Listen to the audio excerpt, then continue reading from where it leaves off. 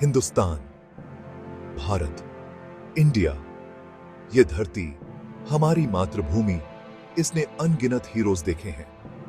ऐसे बहादुर दिल जो हर तूफान के सामने सीना तानकर खड़े रहे। योद्धा जिनका करेज सूरज की तरह चमकता है। उनकी कहानियां समय के गलियारों में गूंजती हैं। वो हमें इंस्पायर करते हैं। वो हमें प्राउड फील कराते हैं। वो हमें उस ताकत की याद दिलाते हैं जो हमारे अंदर है।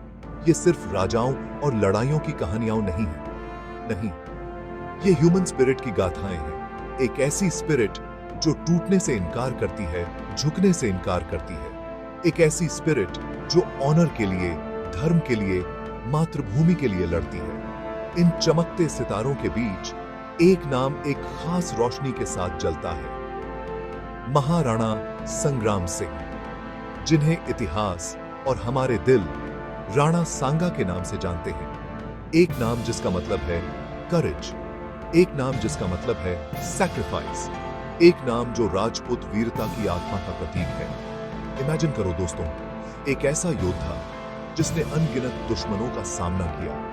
एक योद्धा जिसने लड़ाई के घावों को ऑनर के बैजेस की तरह पहना। उनकी लाइफ एक मिसाल थी। इस बात की मिसाल कि असली ताकत अनब्लेमिश्ड शरीर से नहीं, बल्कि अटूट इच्छा शक्ति से आती है। राणा सांगा की कहानी हिस्ट्री की किताब का सिर्फ एक चैप्टर नहीं है। ये एक सबक है। लीडरशिप का सबक, रेजिलियंस का सबक, अटूट डिटर्मिनेशन का सबक। कोई इंसान लेजेंड कैसे बनता है? क्या हर लड़ाई जीतकर, या हर लड़ाई को पूरे दिल से, पूरी ताकत से लड़कर, तब भी जब हालात उसके खिलाफ हों? राणा सांगा हमें इसका जवाब दिखाते हैं। वो दिखाते हैं कि असली जीत लड़ाई में ही है, उस स्पिरिट में है जो आप उसमें लाते हैं। तो मेरे साथ आओ, चलो समय में पीछे चलते हैं। चलो राजस्थान की रेत पर चलते हैं। चलो तलवारों की टंकार और युद्ध के नारों की गूंज सुनते हैं। चलो इस एक्स्ट्राऑर्डिनरी इंसान से मिलते हैं। चलो उनके स्ट्रगल्स, उनकी जीत, उनके सपनों को समझते हैं। चलो उनकी इनक्रेडिबल लाइफ से सीखने की कोशिश करते हैं। एक ऐसी लाइफ जो लाखों लोगों को इंस्पायर करती रहती है। एक ऐसी लाइफ जो हमसे कहती है, never give up, never surrender. ये राणा सांगा की कहानी है, एक कहानी जो हर इंडियन को जाननी चाहिए। मेवाड़ की पवित्र धरती पर एक ऐसा राज्य जो अपनी जबरदस्त आजादी के लिए जाना जाता था। मशहूर सिसोदिया वंश में सूर्यवंशी योद्धाओं का वंश। यहां एक राजकुमार का जन्म हुआ। महाराणा रायमल उनके पिता थे, एक सम्मानित शासक। साल था 1482।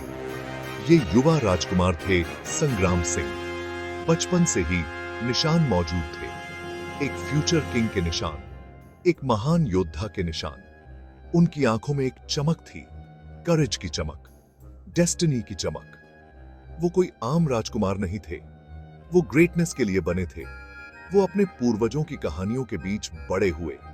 बप्पा रावल की कहानियां, महाराणा हम्मीर की कहानियां, महाराणा कुंभा की कहानियां। ये वो हीरोज थे जिन्होंने सदियों तक मेवाड़ के ऑनर की रक्षा की थी। युवा संग्राम सिंह ने सुना और उन्होंने सीखा। वो अपने वंश का भार समझते थे। वो जानते थे कि एक दिन उनके कंधों पर क्या रिस्पॉन्सिबिलिटी आने वाली है। चित्तौड़ गिराज राजधानी की हवा बहादुरी और सैक्रिफाइस की कहानियों से भरी हुई थी। ये वो एनवायरनमेंट था जिसने उन्हें गढ़ा। ये वो लेगेसी थी जिसे संभालने के लिए उनका जन्म हुआ था। उनकी ट्रेनिंग बहुत रिगरस थी, जैसा एक राजपूत राजकुमार के लिए होनी चाहिए। उन्होंने युद्ध कला सीखी, स्वॉर्ड्समैनशिप, आर्चरी, हॉर्स राइडिंग। उन्होंने सब में महारत हासिल की। लेकिन उनकी एजुकेशन सिर्फ बैटलफील्ड तक सीमित नहीं थी। उन्होंने शास्त्र भी पढ़े। उन्होंने धर्म, न्याय और अच्छे शासन के बारे में सीखा। मार्शल स्किल और बुद्धिमानी का यह कॉम्बिनेशन बहुत क्रूशल था। इसने उन्हें सिर्फ एक योद्धा ही नहीं, बल्कि एक न्यायप्रिय और काबिल शासक बनने के लिए तैयार किया। एक ऐसा राजा जो अपनी प्रजा की रक्षा कर सके और उनके वेलबींग का भी ध्यान रख सके। उनके भाई पृथ्वीराज और जयमल भी बहादुर और एम्बिशियस थे। पृथ्वीराज खासकर अपने डेयरिंग और इम्पेचुअस स्वभाव के लिए जाने जाते थे। उन्हें उड़ना, राजकुमार कहा जाता था। जयमल भी एक जबरदस्त योद्धा थे। स्ट्रॉन्ग इंडिविजुअल्स के इस परिवार में युवा संग्राम सिंह को अपना रास्ता खुद बनाना था। वो स्ट्रॉन्ग थे, हां, लेकिन वो थॉटफुल भी थे। वो बहादुर थे, लेकिन वो पेशेंट भी थे। इन क्वालिटीज की परीक्षा बहुत जल्द होनी थी। उनके शुरुआती साल एक तैयारी थे, एक ऐसे जीवन के लिए तैयारी जो कांस्टेंट स्ट्रगल, इनक्रेडिबल बहादुरी और लास्टिंग फेम से भरा हो। ग्रेटनेस का रास्ता कभी आसान नहीं होता। यह अक्सर चैलेंजेस से भरा होता है। चैलेंजेस जो आपके कैरेक्टर, आपके रिजॉल्व को परखते हैं। युवा संग्राम सिंह के लिए पहला बड़ा टेस्ट उनके अपने परिवार से ही आया। उनके पिता महाराणा रायमल बूढ़े हो रहे थे। उत्तराधिकार का सवाल बड़ा हो गया था। मेवाड़ का अगला महाराणा कौन होगा? इस सवाल ने भाइयों के बीच जबरदस्त राइवलरी पैदा कर दी। पृथ्वीराज, जयमल और संग्राम सिंह, हर कोई दावेदार, हर कोई योद्धा। एक फेमस कहानी है, शायद एक लेजेंड। कहा जाता है कि तीनों भाई अपने चाचा सूरजमल के साथ एक चारणी पुजारिन से सलाह लेने गए। एक पुजारिन जो अपनी प्रोफेसीज के लिए जानी जाती थी। वो जानना चाहते थे कि मेवाड़ का सिंहासन किसे मिलेगा। पुजारिन ने अपने विचार विमर्श के बाद संग्राम सिंह की ओर इशारा किया। उसने घोषणा की कि डेस्टिनी उनके पक्ष में है। इस प्रोफेसी ने मामलों को सुलझाने के बजाय जेलसी की आग भड़का दी। पृथ्वीराज, हमेशा की तरह इंपल्सिव, ने अपनी तलवार निकाल ली। उसने संग्राम सिंह पर हमला कर दिया। होने वाली हाथापाई में संग्राम सिंह बुरी तरह घायल हो गए। उनकी एक आंख चली गई। एक आंख जो लड़ाई में दुश्मन से नहीं, बल्कि अपने ही भाई के साथ झगड़े में खोई। कितनी दुखद घटना थी ये। उनके चाचा सूरजमल ने संग्राम सिंह की जान बचाने के लिए बीच बचाव किया, लेकिन नुकसान हो चुका था। भाईचारे का बंधन टूट चुका था। संग्राम सिंह घायल और धोखा खाए हुए को मेवाड़ से भागना पड़ा। उन्हें एग्जाइल में जाना पड़ा, अपनी जान बचाने के लिए, सही समय का इंतजार करने के लिए। यह युवा राजकुमार के लिए बहुत मुश्किलों भरा समय था। वो अनजान जगहों पर भटकते रहे, वो भेष बदल कर रहे। उन्होंने गरीबी और खतरे का सामना किया, लेकिन इन परीक्षाओं ने उन्हें तोड़ा नहीं, बल्कि उन्होंने उन्हें गढ़ा। उन्होंने उन्हें स्ट्रॉन्गर, वाइजर और ज्यादा रेजिलिएंट बनाया। उन्होंने दुनिया के बारे में सीखा, उन्होंने लोगों के बारे में सीखा, उन्होंने सर्वाइवल के बारे में सीखा। ये एक्सपीरियंसेस हालांकि कठोर थे, पर इनवैल्यूएबल थे। उन्होंने उस लीडर को आकार दिया जो वो बनने वाले थे। एक आंख वाला राजकुमार अपने घर से दूर फेट द्वारा तैयार किया जा रहा था। एक ऐसी डेस्टिनी के लिए तैयार जो उसने तब सोची भी नहीं होगी, उससे कहीं ज्यादा बड़ी।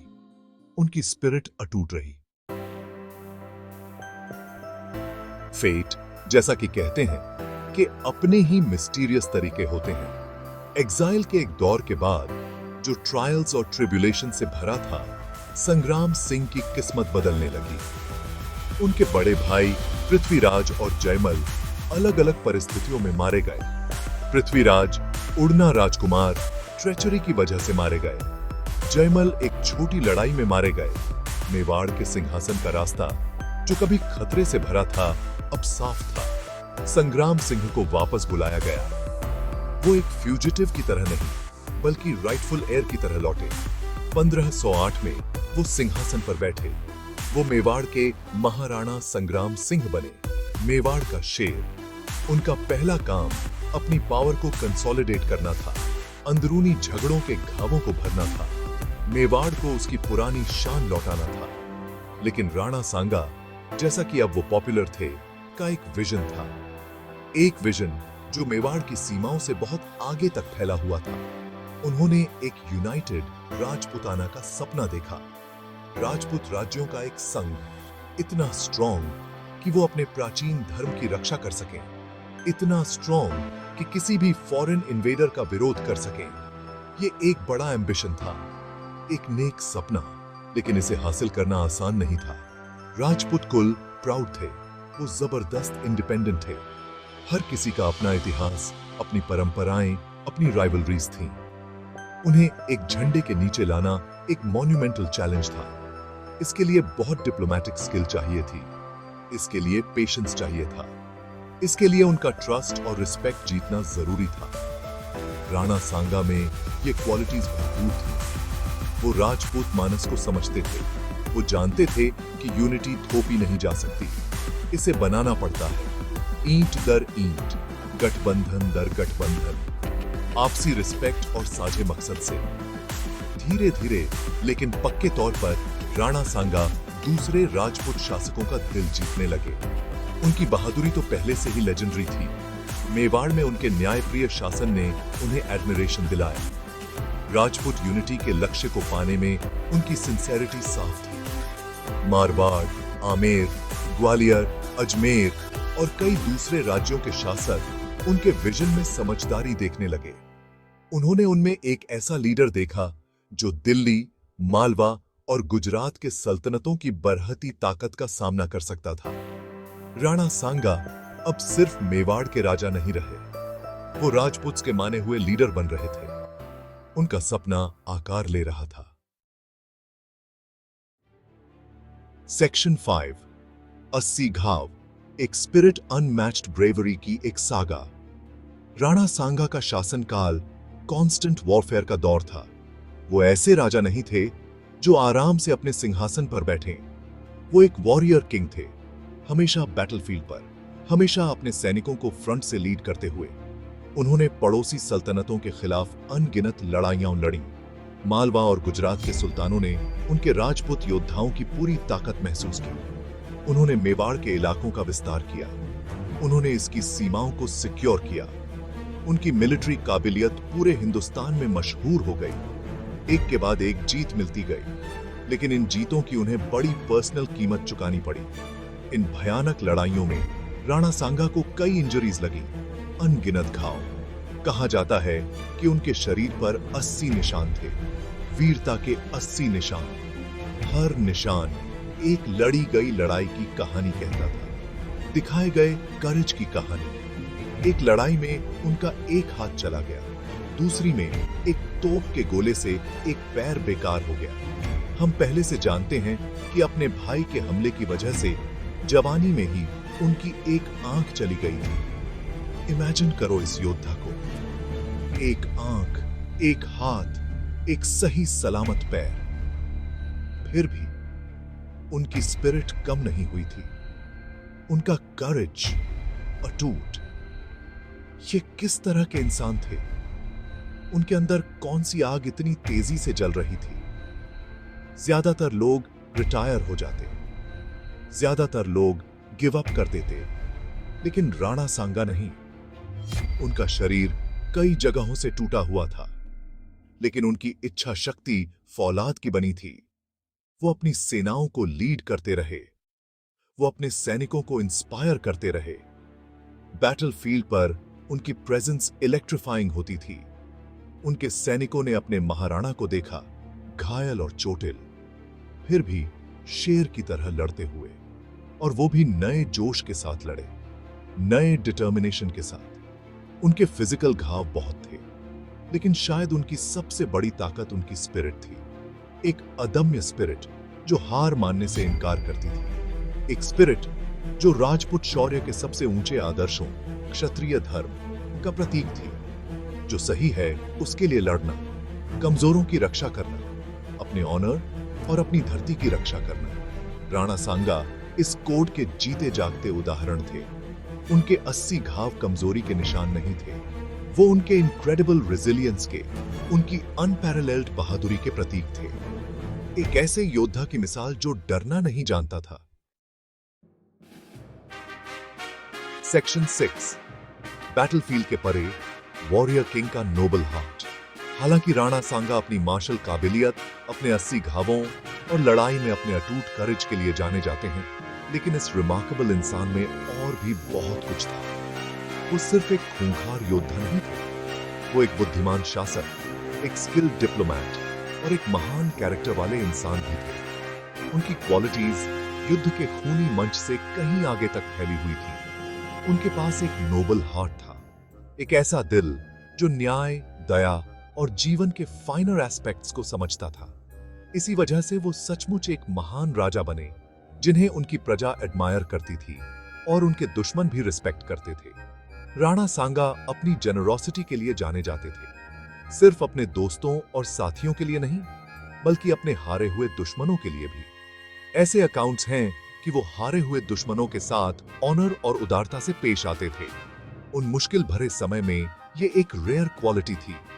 वो समझते थे कि असली ताकत दया में भी होती है। एक शासक के तौर पर वो अपनी प्रजा के वेलफेयर के लिए डीपली कमिटेड थे। उन्होंने सुनिश्चित किया कि न्याय फेयर और सबको मिलने वाला हो। उन्होंने एग्रीकल्चर और ट्रेड को बढ़ावा देने के लिए कदम उठाए, जिससे मेवाड़ में प्रॉस्पेरिटी आई। उनकी प्रजा उनसे प्यार करती थी, सिर्फ उनकी बहादुरी के लिए नहीं, बल्कि उनके न्यायप्रिय और दयालु शासन के लिए भी। उनकी डिप्लोमेटिक स्किल्स राजपूत कुलों को यूनाइट करने की उनकी कोशिशों में साफ दिखती थी। ये एक बहुत बड़ा काम था। अलग अलग राजपूत राज्यों की पारंपरिक राइवलरीज और जबरदस्त इंडिपेंडेंस को देखते हुए फिर भी राणा सांगा ने पर्सुएजन, समझदारी और एक साझे विजन के जरिए एक पावरफुल कन्फेडरेसी बनाने में कामयाबी हासिल की। ये अलायंस उनकी स्टेट्समैनशिप का सबूत था। वो बिगर पिक्चर देख सकते थे। वो जानते थे कि सर्वाइवल के लिए और उनके जीवन के तरीके को बचाने के लिए यूनिटी जरूरी थी। इतने डाइवर्स और प्राउड शासकों को एक साथ लाने की उनकी एबिलिटी उनकी लीडरशिप के बारे में बहुत कुछ कहती है। इसके अलावा राणा सांगा आर्ट्स, कल्चर और लिटरेचर के पेट्रन थे। लगातार वॉरफेयर में लगे रहने के बावजूद उन्होंने स्कॉलर्स, कवियों और आर्टिस्ट्स को सपोर्ट करने के लिए समय निकाला। उनके शासन में चित्तौड़ न सिर्फ एक मिलिट्री स्ट्रॉन्ग होल्ड के रूप में, बल्कि लर्निंग और कल्चर के सेंटर के रूप में भी फला फूला। उन्होंने मंदिरों और दूसरे पब्लिक वर्क्स के निर्माण का आदेश दिया और एक ऐसी लेगेसी पीछे छोड़ी जिसने मेवाड़ के कल्चरल फैब्रिक को समृद्ध किया। उनके शासन ने दिखाया कि एक सच्चे लीडर को न सिर्फ अपने राज्य की मार्शल ताकत को, बल्कि उसकी आत्मा, उसकी आर्टिस्टिक और इंटेलेक्चुअल गतिविधियों को भी पोषित करना चाहिए। सेक्शन 7, टाइटन्स का टकराव, राणा सांगा वर्सेस बाबर खानवा में। साल 1526 हिंदुस्तान के दरवाजों पर एक नई ताकत ले आया। ज़हीरुद्दीन मोहम्मद बाबर, तैमूर और चंगेज खान का वंशज। उसने पानीपत की पहली लड़ाई में इब्राहिम लोदी को हराया। उसने मुगल डायनेस्टी की स्थापना की। ये एक नया चैलेंज था, एक जबरदस्त चैलेंज। राणा सांगा और उनके यूनाइटेड राजपूत कन्फेडरेसी के लिए बाबर उनकी सॉवरेंटी और उनके धर्म के लिए एक खतरा था। एक टकराव तय था। इंडियन हिस्ट्री की सबसे डिसाइसिव लड़ाइयों में से एक के लिए मंच तैयार था। खानवा का युद्ध। राणा सांगा ने राजपूत कन्फेडरेसी के प्रमुख के तौर पर एक विशाल सेना इकट्ठी की। राजस्थान के कोने कोने से और उससे भी आगे से राजपूत योद्धा उनके बुलावे पर जमा हुए। ये देखने लायक नजारा था।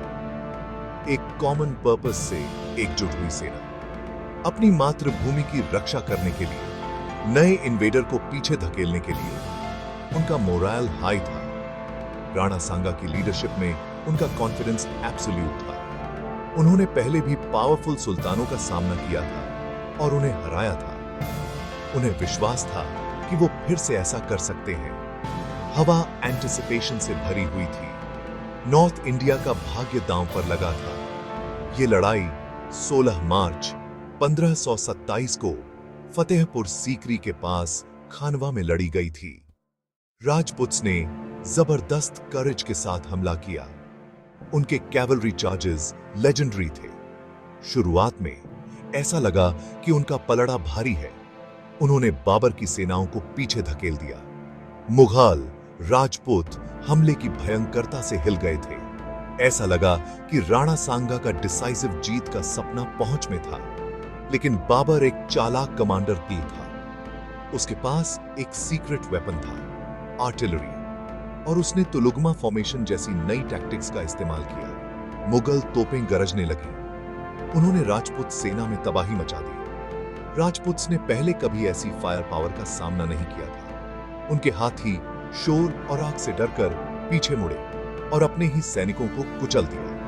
इसके बावजूद राणा सांगा और उनके बहादुर योद्धा लड़ते रहे। वो खुद लड़ाई के बीचों बीच थे, अपने आदमियों को इंस्पायर कर रहे थे। फिर डिजास्टर हुआ। राणा सांगा को एक तीर लगा, कुछ कहते हैं गोली लगी। वो बेहोश हो गए। वो बुरी तरह घायल हो गए थे।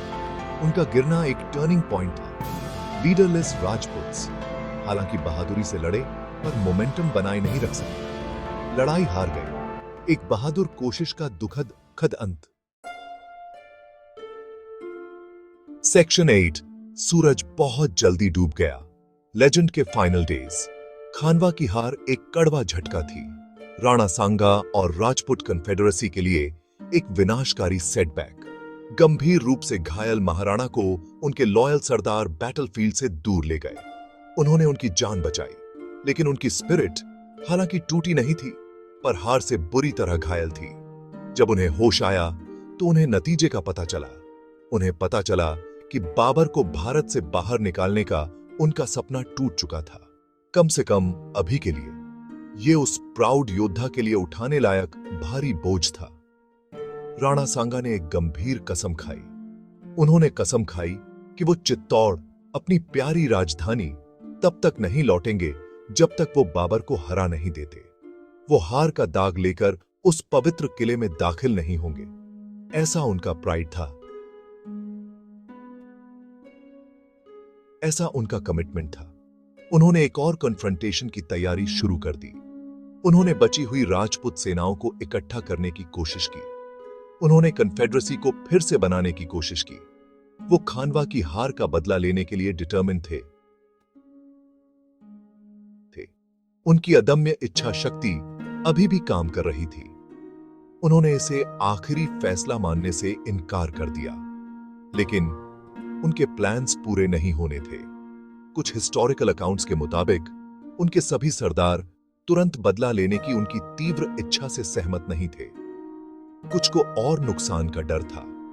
वो मुगल आर्टिलरी की विनाशकारी ताकत से चिंतित थे। उनका मानना था कि बाबर के खिलाफ एक और युद्ध मेवाड़ और राजपुत्स के लिए सुसाइडल होगा। यह उनकी कहानी का एक दुखद और कंट्रोवर्शियल हिस्सा है। कहा जाता है कि इनमें से कुछ सरदारों ने राणा सांगा के युद्ध के निरंतर जुनून के परिणामों से डरकर उनके खिलाफ साजिश की। कहा जाता है कि उन्होंने उन्हें जहर दे दिया। चाहे जहर से या उनके कई गंभीर घावों के बिगड़ने से मेवाड़ के शेर ने अपनी आखिरी सांस ली 30 जनवरी 1528 को। वो सिर्फ लगभग 46 साल के थे। राजपूत शान का सूरज बहुत जल्दी डूब गया था। उनकी मौत एक गहरा नुकसान थी। मेवाड़ के लिए नुकसान, राजपुताना के लिए नुकसान, भारत के लिए नुकसान। वो इंसान जिसने बैटलफील्ड पर अनगिनत दुश्मनों का सामना किया, वो इंसान जिसने 80 घावों को अपने गहनों की तरह पहना, उसका अंत लड़ाई की गर्मी में नहीं बल्कि दुख और शायद धोखे से घिरी परिस्थितियों में हुआ। इतने शानदार योद्धा के लिए सचमुच एक दुखद अंत। सेक्शन 9। एक अमर लेगेसी। राणा सांगा की एंड्योरिंग स्पिरिट। महाराणा संग्राम सिंह, हमारे राणा सांगा, शायद अपनी आखिरी लड़ाई हार गए हों। शायद वो अपनी आखिरी कसम पूरी करने से पहले मर गए हों। लेकिन क्या वो सचमुच हारे? नहीं। उनके जैसे लेजेंड्स कभी सचमुच नहीं मरते। वो जिंदा रहते हैं। वो अपने लोगों के दिलों में जिंदा रहते हैं। वो चारणों के गीतों में जिंदा रहते हैं। वो इतिहास के पन्नों में जिंदा रहते हैं। राणा सांगा की लेगेसी अमर है।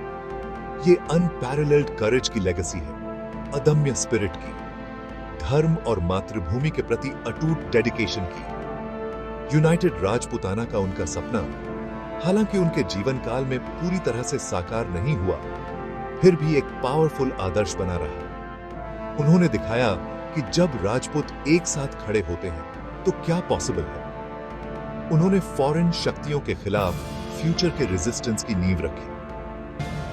उनकी लाइफ इंस्पिरेशन का एक बीकन बन गई, खासकर मेवाड़ के बाद के हीरोज के लिए, जैसे महान महाराणा प्रताप। महाराणा प्रताप जिन्होंने भी जबरदस्त मुश्किलों के खिलाफ लड़ाई लड़ी ने निश्चित रूप से अपने दादा राणा सांगा की कहानियों से ताकत हासिल की होगी। रेजिस्टेंस की स्पिरिट, झुकने से इनकार, सांगा का स्थायी उपहार था। राणा सांगा का नाम इंडियन हिस्ट्री के इतिहास में हमेशा के लिए अंकित है। उन्हें सिर्फ उन लड़ाइयों के लिए याद नहीं किया जाता जो उन्होंने लड़ी, बल्कि उस स्पिरिट के लिए भी जिसके साथ उन्होंने वो लड़ाइयां लड़ी। उनके शरीर पर 80 घाव एक सिंबल बन गए, परम सैक्रिफाइस और इनक्रेडिबल रेजिलियंस का सिंबल। उन्होंने हमें सिखाया कि असली हीरोइज्म घावों से बचने में नहीं, बल्कि उन्हें प्राइड के साथ पहनने में है। उन्होंने दिखाया कि फिजिकल लिमिटेशंस एक डिटरमिन्ड आत्मा को हरा नहीं सकती। उनकी लाइफ स्टोरी मोटिवेट करती रहती है। ये प्राइड की भावना और अन्याय के खिलाफ डिफाइंस की स्पिरिट जगाती रहती है। तो जब हम इंडियन हीरोज की बात करते हैं, जब हम राजपूत वीरता की बात करते हैं, तो राणा सांगा का नाम तेजी से चमकता है। वो एक राजा से बढ़कर थे। वो एक आइडिया थे। इस बात का आइडिया कि सचमुच बहादुर होने का क्या मतलब है, एक सच्चा लीडर होने का क्या मतलब है, ऑनर के लिए जीने और मरने का क्या मतलब है। उनकी कहानी आज भी हमें याद दिलाती है कि चैलेंजेस आएंगे, मुश्किलें हमें परखेंगी, लेकिन अगर हमारे दिलों में करेज और हमारे आइडियल्स में फेथ है, तो हम भी उनका सामना कर सकते हैं। हम भी स्ट्राइव कर सकते हैं। हम भी एक लेगेसी पीछे छोड़ सकते हैं। राणा सांगा की स्पिरिट इटर्नल है। जय हिंद।